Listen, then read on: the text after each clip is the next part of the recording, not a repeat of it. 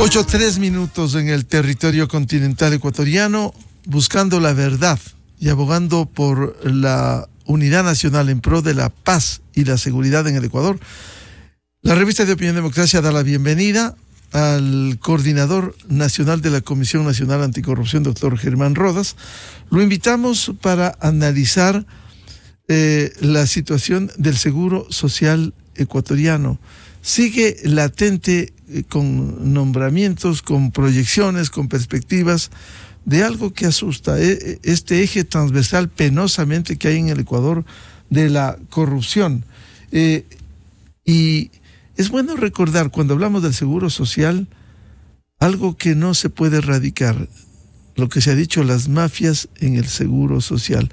Y quedó para el registro histórico que un propio presidente, hace 3 años aproximadamente, presidente del Consejo Directivo del IES, el ingeniero Jorge Madera, experto en temas de seguridad social, simplemente denunció que hay mafias en el IES. Más rápido se fue él que se identifique y se corrijan esas enormes distorsiones al interior del Seguro Social. ¿Cómo piensa actuar la Comisión Anticorrupción por un lado y por otro? Por favor, el audio del ingeniero Jorge Madera para el registro histórico. Yo llegué a destapar todo y lo voy a destapar. Yo creo que el afiliado o el jubilado se merecen eso, nos merecemos. La promesa de esta administración es ir cortando, porque mira, Miguel, hay una máxima que dice: dejando de robar se alcanza la plata. Solamente podremos imponer mejoras en nuestros sistemas internos cuando nosotros vayamos destruyendo y despidiendo a las mafias que están ocultas allí.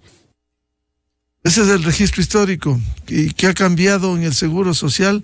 Cambian administraciones, cambian gobiernos, pero los problemas siguen instalados en el Seguro Social. Doctor Germán Rodas, muy buen día. Miguel, un saludo cordial a usted, a la audiencia, a lo propio. El tema del Seguro Social es un asunto de enorme trascendencia en la vida del país.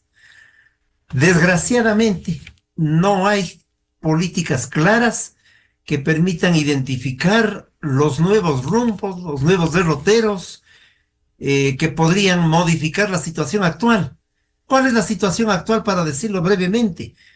Mire, la Comisión Nacional Anticorrupción ha hecho un conjunto de denuncias, y las voy a decir muy brevemente, con fechas. El 17 de junio del 2019 ya señalábamos que había venta de insumos médicos con sobreprecios.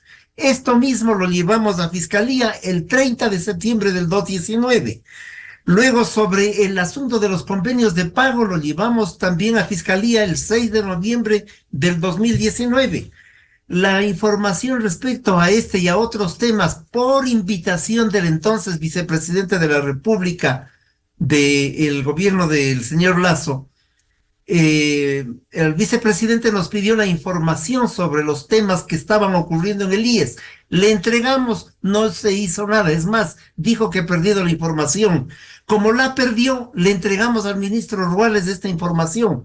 Habíamos hecho también una denuncia referente al Seguro Social campesino. Esto fue el 17 de octubre del 2021. Me estoy saltando algo importantísimo: la venta irregular del Hotel Quito en diciembre del año 2020. Y en el año 22, en el 2022, en abril, presentamos la denuncia sobre el call center. Esto solamente para hacer un barrido respecto de temas denunciados por la Comisión ante la Fiscalía. Y lo hemos dicho al país desde entonces, ya en el 2019, que había grupos organizados que atracaban el IES. Nosotros habíamos denunciado ¿a quiénes? Habíamos denunciado al señor Salcedo, habíamos denunciado a grupos vinculados con estos temas, aquellos que luego se han organizado además para formar parte de lo que hoy conocemos como las bandas delincuenciales que en las calles asaltan y afectan los intereses del país. Es decir, a tiempo lo dijimos todo. El resultado, para ser breve, ninguno. Las denuncias se quedan en el papel y evidentemente estos grupos organizados y delincuenciales siguen tomando ventaja. Pero hay algo por lo que toman ventaja.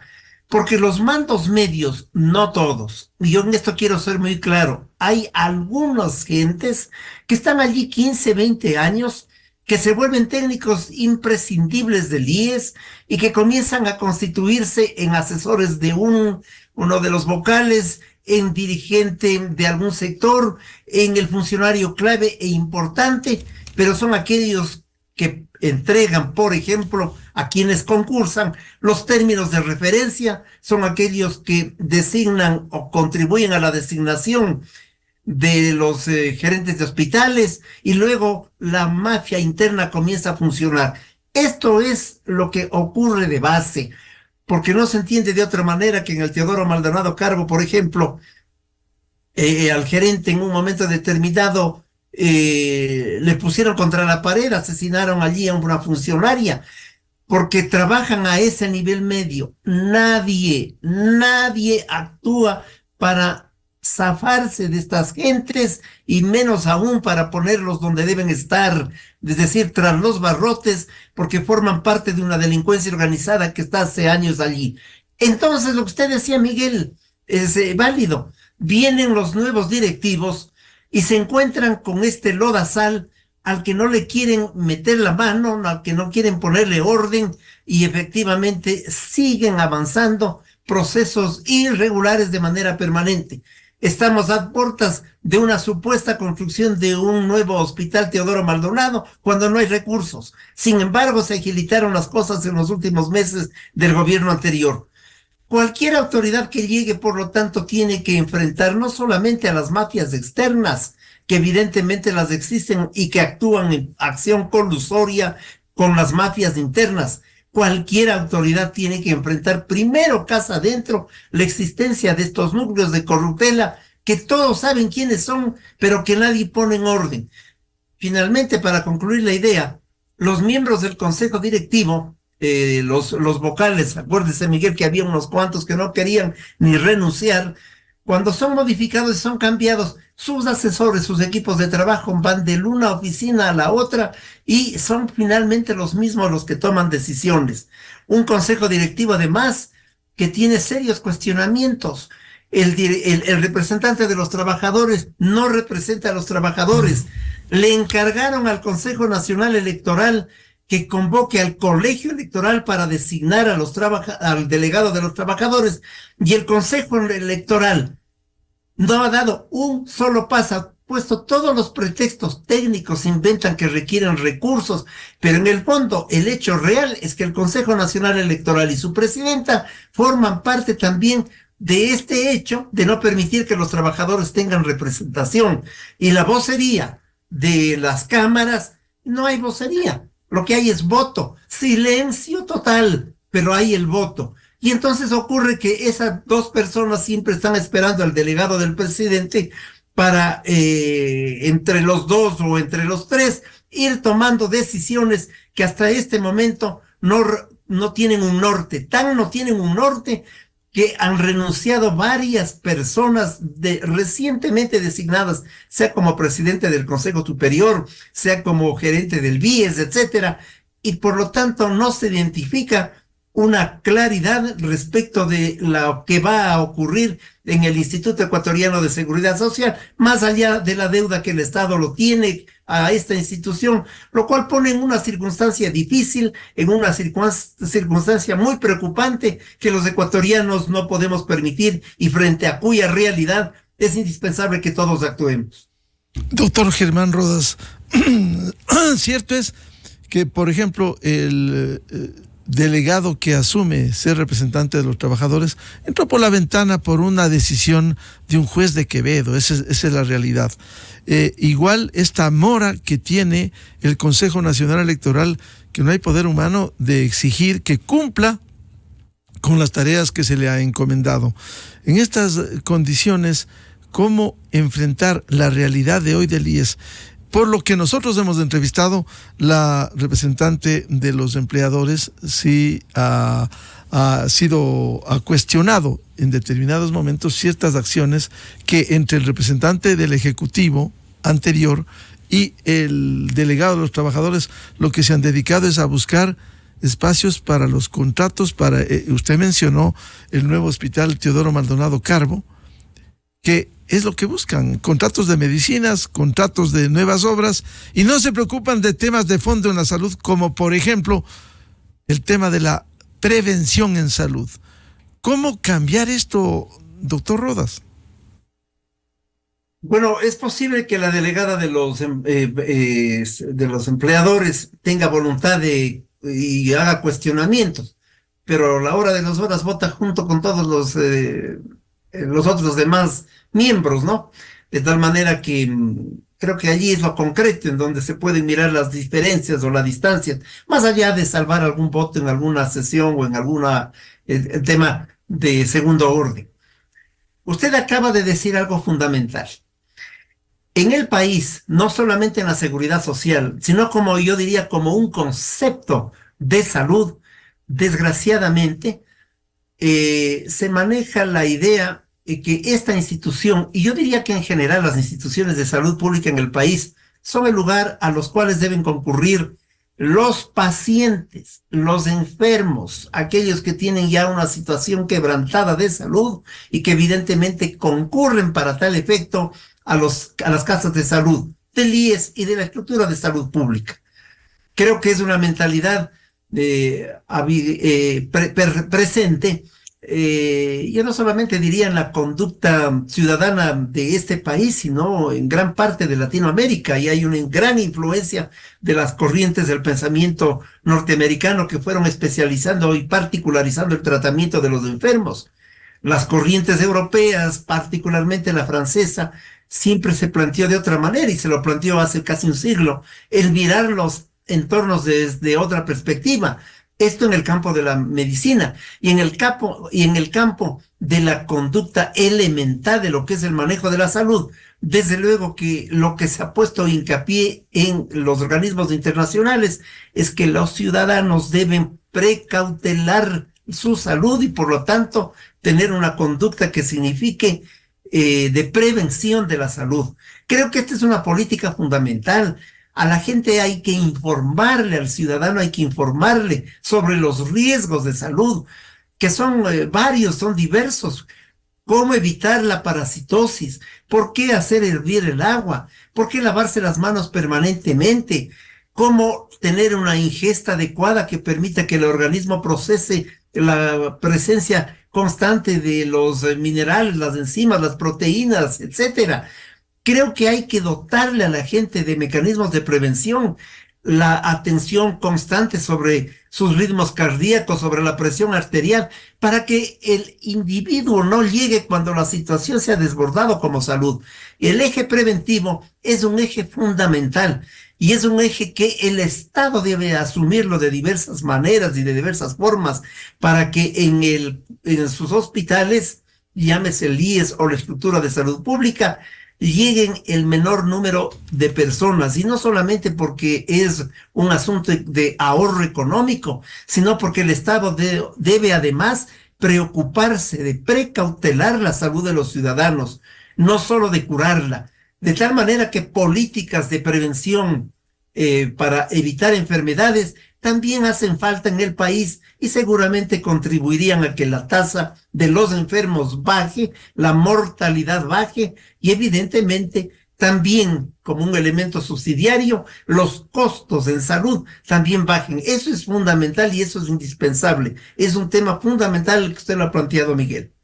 El tema de los contratos y las obras, medicamentos, el anterior presidente del IES se empeñó en el último periodo de su administración en la contratación del nuevo hospital Teodoro Maldonado Carbo por 489 millones, cuando hay 101 unidades médicas del IES que tienen necesidades de todo tipo.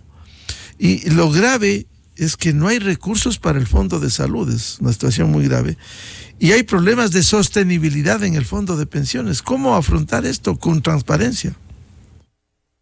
Claro, creo que el gran ahorro que se debe provocar es, escuchaba las palabras iniciales, que la repetición de esa entrevista al doctor Madera, y en realidad, ¿no? Una frase que es común y que se la repite ahora: si es que no se roba, avanza el dinero. pero es que nadie pone en orden a una estructura en donde siguen las mismas mafias circulando en la venta de los insumos médicos. Lo que acabo de decir, hoy 2024, lo dijimos desde el 2019, allí están, les hemos identificado, ya hablamos y le identificamos a Salcedo nosotros como Comisión Anticorrupción y pusimos la denuncia ante Fiscalía y a varios grupos, porque además tienen tal habilidad, tal perversa habilidad, que hay gentes que se presentan a las subastas inversas y a los concursos en sí, con 4 o 5 supuestas compañías y son ellas las que intervienen. Cualquiera de las 5 que gana, el dueño es el mismo sujeto que ha fundado, ha organizado estas compañías de competencia. Y luego, como se ponen de acuerdo tras bastidores, estos diversos individuos van logrando ventajas en cada uno de los hospitales. Este mecanismo lo dijimos, lo comentamos, lo llevamos a Fiscalía, hablamos con muchos sectores para que se frenen, pero sigue funcionando de tal manera que con otros nombres, se cambiaron de nombres algunos proveedores, siguen siendo los mismos y evidentemente no hay un control estricto, permanente, regular respecto del funcionamiento de estos contratos en donde la empresa privada, algunos sectores evidentemente de la empresa privada forman parte del acto colusorio porque lo que les interesa es vender con sobreprecio y además que el negocio les funcione sobre la base de gente que está encargada en estos temas y que desde el propio IES les entregan información para cuando van a ocurrir estas ventas y demás. Fíjese usted que como no tienen información de qué está pasando con la circunstancia del IES, en la administración anterior pretendieron contratar una consultoría, que también la denunciamos, para efectos de saber cómo están las cuentas del IES. Para eso tienen pues el personal de auditoría, etcétera, y sin embargo pretenderían hacer esta contratación o gastarse $1 millón y pico en publicidad. Estas cosas que son pequeñitas sumadas de manera constante y permanente en todo el país forman cuantiosos montos que perjudican a la institución. De tal suerte que primero, casa adentro debe darse un control real. Me parece que eso es indispensable y tener voluntad política de hacerlo, porque hace poco renunció algún director de un hospital diciendo me voy porque parece que me están amenazando por razones de una supuesta amenaza. Y entonces salen en polvorosa y no tienen la voluntad de enfrentar ni de decirle al país quién le está impidiendo el cumplimiento de sus obligaciones. Lo propio fue el presidente anterior en este gobierno designado como presidente del Consejo Superior, en representación del presidente actual, que dijo, no estoy de acuerdo con las políticas, así es que me retiro. ¿Cuáles políticas? Es decir, todo esto hay que transparentar y mantener un diálogo constante con quienes hacen o hacemos la institución, afiliados, jubilados, etcétera, etcétera, que creo que ese es un tema fundamental. Y no podemos dejar a la institución en la suposición de que alguien o algún personaje ilustrísimo es el que va a enderezar. Creo que es el diálogo con los afiliados, con los aportantes, con los dueños del IES, el que va a permitir el que se consoliden algunas ideas de trabajo elementales. No solo ese seguimiento interno, sino también una Contraloría Social. ¿Cómo va a actuar con este nuevo desafío, nueva administración, la Comisión Nacional Anticorrupción? Bueno, nosotros estamos, como nos corresponde, asumimos ese compromiso siempre de Contraloría Social y estamos dando seguimiento al proceso de nombramientos que están ocurriendo justamente en estos días. Van a cambiar el gerente del BIES. Yo no quiero todavía señalar nada sobre aquello porque parecería que hay una candidatura u otra. Hay algunas preocupaciones, al menos yo quiero decir aquello, respecto de quién podría ser el nuevo gerente del BIES. Renunció el anterior hace una semana, porque se habla de personas que vienen involucrados básicamente con la actividad de seguros privados, y entonces allí se atraviesan en las perspectivas de claro, juego de intereses, ¿no? Juego de intereses. Como los intereses del representante, y esos intereses atrapan al IES y lo llevan a una situación de falta de funcionamiento. Fíjese usted, Miguel, y esto la ciudadanía debe saber, que cuando vendieron el Hotel Quito, lo hicieron a un precio infame para beneficiar a alguien. Nadie responde por esa venta. No asoman los papeles de la venta. Y hoy hay organizaciones sociales, nosotros entre ellas, que hemos presentado la denuncia en Fiscalía, justamente para que se aclare esa venta y para que se impida el traslado del Hotel Quito a manos de sectores que pretenden hacer otras cosas, y ese es otro tema, pero que pretenden y se aprovecharon de esta venta. Estos son elementos que nunca se aclaran. Lo del Teodoro Maldonado, que se requiere tantos recursos para repotenciar al propio hospital, y que se requieren recursos también para favorecer al Seguro Social Campesino, entre paréntesis, al que están infiltrándose un montón de gentes que no tienen que ver con el Seguro Social Campesino para que les protejan en la seguridad. Es decir, todos estos elementos que distorsionan el comportamiento y la realidad del IES tienen que ser enfrentados, pero con voluntad, con acción. Y las autoridades designadas tienen que decirle al país cuál es su proyecto, porque parecería que llegan al cargo y es un misterio el ejercicio de su función. Es algo que se vuelve inescrutable, cuando debe haber la transparencia suficiente para que los ecuatorianos tengamos tranquilidad sobre un organismo que ya no puede ser politizado, que no puede ser botín de ningún gobierno y que no puede ser sobre todo la caja chica a la que le meten la mano por las condiciones de extremadamente urgentes que vive la economía nacional. Por ello estaremos pendientes y el seguimiento de la Comisión Nacional Anticorrupción, partiendo de las designaciones, que no llegue gente con rabo de paja o tenga malos antecedentes en el Ecuador. Seguiremos en estos diálogos, doctor Germán Rodas, como coordinador nacional de la Comisión Anticorrupción. Muy amable. A usted, Miguel, los saludo cordiales, a los oyentes lo propio. Hasta pronto y buenos días. Enseguida, en la revista de Opinión Democracia. 8:26 minutos en el territorio continental ecuatoriano. Vamos a una pausa publicitaria y volvemos con el señor gerente del Metro de Quito, economista Víctor Hugo Villacrés. Y ya van 2 meses de un gran servicio como es el Metro en la capital de todos los ecuatorianos. Desde 1984 con Gonzalo Rosero. La revista de Opinión Democracia. Siempre líderes, siempre confiables.